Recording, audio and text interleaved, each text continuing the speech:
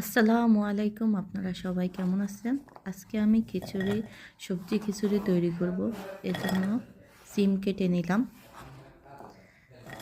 বিভিন্ন রকমের সবজি দিয়ে, চাল দিয়ে, ডাল দিয়ে সুন্দরভাবে সবজি খিচুড়ি তৈরি করব।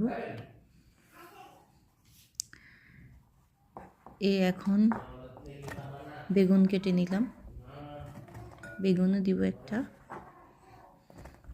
তারপরে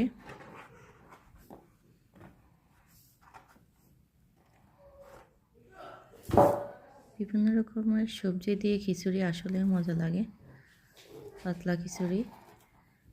ফুলকপি দিলাম, ফুলকপি কেটে সুন্দরভাবে সবগুলো পানিতে ভিজাইতেছি।